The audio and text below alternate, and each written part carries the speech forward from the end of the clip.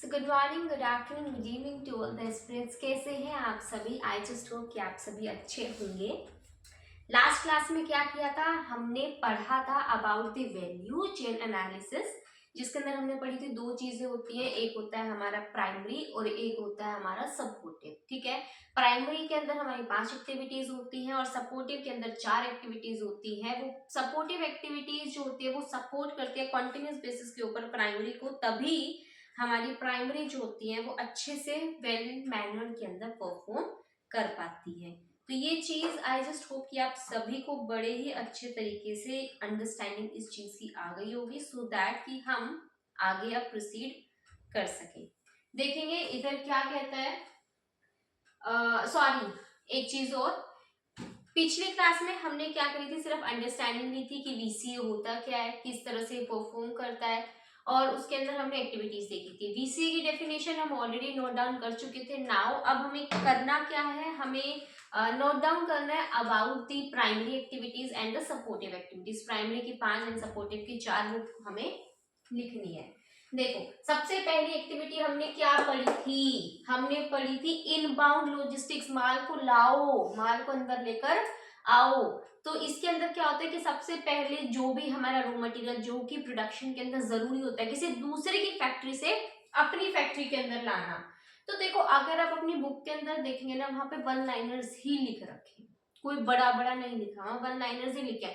But उसी में से मैंने कुछ कीवर्ड्स हैं जो कि निकाल के अलग से इधर लिख दिए हैं, क्योंकि आपको एग्जाम्स में क्या करना है, ये कीवर्ड्स लिखने हैं। उसके अलावा आपको जो राम कहानी लिखनी है आप लिखो, जिस तरह से सेंटेंस फॉर्मेशन करने आपको करो, लेकिन ये सब जरूर होना चाहिए। क्या है? रिसीव करना, स्टोर करना, डिस्ट्रीब्यूट करना। किसको? इनपुट्स को। ठीक है, प्रोडक्ट्स एंड सर्विसेज के लिए हमारे इनपुट्स को रिसीव करना, स्टोर करना, उन्हें डिस्ट्रीब्यूट करना। Distribute where? Distribute to various activities which are being performed within the organisation, like sales department में, like various products and services के अंदर आप डील करते हैं ना, उन अलग अलग प्रोडक्ट्स एंड सर्विसेज, मतलब कि आप बना रहे हैं कोई भी, आप स्नैक्स को बना रहे हैं, तो स्नैक्स के लिए सॉल्ट हमने प्रोक्योर किया, हमने जो भी मसाले इंग्रेडिएंट्स कोरिएंडर एंड व्हाटएवर जो उसके अंदर अनियन गार्लिक जो भी यूज होता है वो हमने प्रोक्योर करा। अब उसको हर एक प्रोडक्ट के लिए उसको अलोकेट कर देना, डिस्ट्रीब्यूट कर देना विद इन द ऑर्गेनाइजेशन। ये होता है इनबाउंड। ऑपरेशन क्या होता है? काम करना ताकि हम उस रॉ मटेरियल को फाइनल प्रोडक्ट के अंदर क्या कर सके, कन्वर्ट कर सके। तो बेसिकली ट्रांसफॉर्मेशन का काम करता है इनपुट्स को फाइनल प्रोडक्ट्स में।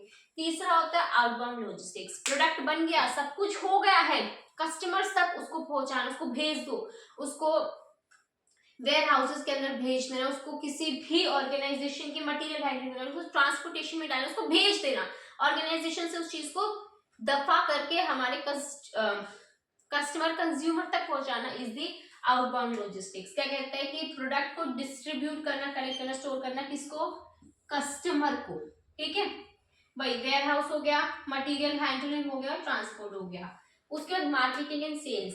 अभी आपने ऑर्गेनाइजेशन के अंदर जो भी प्रोडक्ट एंड सर्विसेज के अंदर आप डील कर रहे हैं वो आपको कस्टमर्स तक पहुंचानी है, लेकिन इस चीज की इंफॉर्मेशन कस्टमर्स को होनी तो जरूरी है ना, कस्टमर्स को पता तो होना चाहिए ना कि हाँ ये ऑर्गेनाइजेशन इस तरह के प्रोडक्ट्स एंड सर्विसेज के अंदर डील करती है। तो इधर हमें क्या करना है, क्या बताइए? इधर कुछ नहीं करना है, आपको कस्टमर्स को, कंज्यूमर्स को अवेयर करना है कि ये प्रोडक्ट्स एंड सर्विसेज हैं। साथ ही साथ मार्केटिंग में क्या होता है, अलग अलग कैंपेन्स चलाए जाते हैं, एडवर्टाइजिंग करना over the radio, over the television, pamphlets देना, न्यूज़पेपर करना, माउथ पब्लिसिटी करना। उसके बाद हमारे यहाँ पर क्या आ जाते हैं अलग अलग मार्केटिंग के टूल्स। पता है आपका एक चैप्टर नंबर 6 था पहले, सॉरी आपका आगे एक चैप्टर आएगा सेल्स का, उसके अंदर आएंगे अलग अलग मोड्स ऑफ मार्केटिंग। ठीक है, सोशल मीडिया के ऊपर डाल देना, और उसके बाद क्या होता है माउथ पब्लिसिटी तो हम कर चुके हैं। तो मतलब अलग अलग मोड्स ऑफ पब्लिसिटी होती है, हमारी एडवर्टाइजिंग होती है, मार्केटिंग होती है, उसके थ्रू ये सब करना is the part of marketing and sales. Last होता है सर्विसेज। सर्विसेज के अंदर हमने क्या पढ़ा था? आफ्टर सेल सर्विसेज देना, ताकि हम रिपेयर, जैसे कि हमारा वारंटीज हो गया, हमारा गारंटी हो गया। आफ्टर सेल सर्विसेज जो होती है एक ऑर्गेनाइजेशन प्रोवाइड करती है ताकि वो क्या कर सके, एनहेंस कर सके, मेंटेन कर सके वैल्यू को, अपने प्रोडक्ट की वैल्यूज को मेंटेन कर सके और अपने कस्टमर्स को अल्टीमेट सेटिस्फैक्शन प्रोवाइड कर सके। उसके लिए ऑर्गेनाइजेशन आफ्टर सेल सर्विसेज देती है। तो गारंटी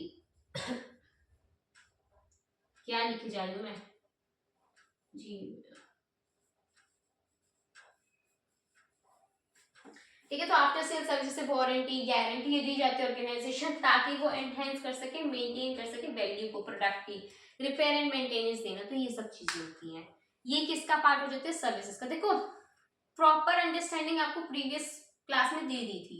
अभी हमें करना क्या है, सिर्फ और सिर्फ नोट डाउन करना है कि ये है क्या। तो लिखेंगे कीवर्ड्स को फटाफट से। वो आपने लिख लिया होगा प्राइमरी का। नाउ ये हमारा सेकंड पार्ट है, that is the support activities, जिसके अंदर सबसे पहला काम क्या होता है, प्रोक्योर करना। अब आप कहेंगे कि भाई हमने इनपुट में किया था, प्रोक्योरमेंट में किया था, इसकी अच्छे से डेफिनेशन दे दी थी मैंने प्रीवियस क्लास में भाई। बाकी फिर भी देखो, इनपुट का मतलब होता है किसी दूसरे की फैक्ट्री से अपनी फैक्ट्री में लेके आना, that is the inbound logistics. लेकिन प्रोक्योरमेंट में क्या होता है, किसी भी माल को अंदर लेकर आना, ऑर्गेनाइजेशन के अंदर लेकर आना, मतलब कि सारे के सारे रॉ मटेरियल के ऑप्शंस को देखना, फिर उनमें से सप्लायर्स को, पहले तो सप्लायर्स को देखना, ये नंबर ऑफ सप्लायर्स हैं, सबसे कोटेशंस देखना, सबके रॉ मटेरियल्स को देखना, उसकी क्वालिटी देखना, कितनी क्वांटिटी वो सर्व कर रहे हैं इस चीज को देखना, कोटेशंस को मंगवाना, रेट को फाइनलाइजेशन करना, हर चीज पक्की कर देना और अब सेटलमेंट कर देना, फाइनल सेटलमेंट कर देना, फाइनल ले लेना कि भाई हाँ हम फाइनल ऑर्डर दे देना। ये होता है प्रोक्योरमेंट। अब ऑर्डर हो गया, वहां से उठा के अपने यहाँ पर लाना और फिर अलग अलग प्रोडक्ट्स एंड सर्विसेज में उसको डिस्ट्रीब्यूट कर देना, इज द इनबाउंड लॉजिस्टिक्स। तो दोनों कनेक्टेड है। अब मैंने क्या कहा था कि जो सपोर्टिव है वो हेल्प करते हैं, किसको हेल्प करते हैं, प्राइमरी एक्टिविटीज को। तो सपोर्टिव का प्रोक्योरमेंट है, जब भी तो वो हेल्प कर रहा है ना प्राइमरी एक्टिविटी को। तो बस वही कहते हैं, क्या कहते हैं कि एक्वायर करना, भाई एक्वायर करना रिसोर्सेज को, रिसोर्सेज इनपुट्स को लेना, किसके लिए, प्राइमरी के लिए। दूसरा करते हैं टेक्नोलॉजिकल डेवलपमेंट। टेक्नोलॉजी का मतलब क्या होता है, नो हाउ। ये तो सीधी सी बात है, हमारे ऑर्गेनाइजेशन के अंदर भाई एक अच्छी एडवांस टेक्नोलॉजी का होना भी तो जरूरी है ना। बिना अच्छी टेक्नोलॉजी के आप ऑर्गेनाइजेशन अच्छे से काम ही नहीं कर पाएगी। टेक्नोलॉजी ही तो सारी एक्टिविटीज को परफॉर्म करने में हेल्प करती है। तो अपनी ऑर्गेनाइजेशन की जो टेक्नोलॉजी है ना भाई, ये बहुत जरूरी होती है किसी भी ऑर्गेनाइजेशन के बारे में जानने के लिए, उसके इंडस्ट्री को जानने के लिए, उसके प्रोडक्ट को जानने के लिए। तो टेक्नोलॉजी का नो हाउ का अंडरस्टैंडिंग होना is a very crucial part. उसके बाद क्या देते हैं, ह्यूमन रिसोर्स। ह्यूमन रिसोर्स तो सबसे जरूरी है भाई। ये तो वो है जो कि ट्रांसेंड्स करता है, जितनी भी प्राइमरी एक्टिविटीज होती है उन्हें एक्चुअली परफॉर्म करना, जितनी भी तरह की एक्टिविटीज है एक्चुअली उनको परफॉर्मिंग स्टेज के अंदर लाने का काम किसका होता है, ह्यूमन रिसोर्सेज का। तो जितनी भी एक्टिविटीज है उन्हें एक्चुअल में परफॉर्म करना is the part of human resource development. साथ ही साथ ह्यूमन रिसोर्स मैनेजमेंट के अंदर, इसके अंदर ह्यूमन रिसोर्स डेवलपमेंट में आप क्या करते हैं, ये इनका एक काम और होता है, हर एक सेक्टर में देखना, हर एक प्रोडक्ट के हर एक डिपार्टमेंट के अंदर देखना कितने ह्यूमन रिसोर्स की जरूरत है, किस तरह की क्वालिफिकेशन की ह्यूमन रिसोर्स की जरूरत है। उसके बाद उनके अलग अलग लोगों के रिक्रूटमेंट्स करना, ठीक है, उनको अपने अपने डिपार्टमेंट्स के अंदर अलोकेट करना, टाइमली उनकी ट्रेनिंग करना, टाइमली उनकी परफॉर्मेंस का एनालिसिस करना, उनकी हेल्थ के जितने भी सर्टिफिकेट्स होते हैं उनको मेंटेन करना, ऑर्गेनाइजेशन के साथ ही साथ कितनी उनकी सैलरी होगी, किस तरह से वेजेस होगा, बोनस कितना दिया जाएगा, इंसेंटिव्स किस तरह के होगा,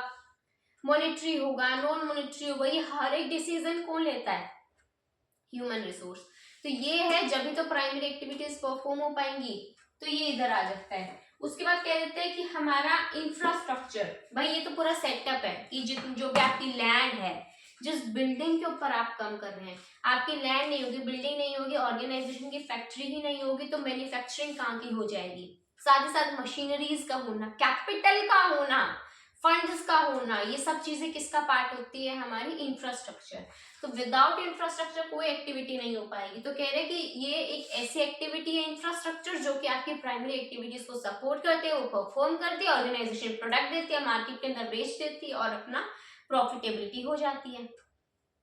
तो बस इंफ्रास्ट्रक्चर के अंदर हमारा यही रहता है कि फाइनेंस, प्लानिंग करना, हमारी क्वालिटीज को कंट्रोल करना, इंफॉर्मेशन सिस्टम, ये सारा कुछ होता है बेसिकली। एक और सारा मिल गया, परफॉर्मेंस इन एंटिटी।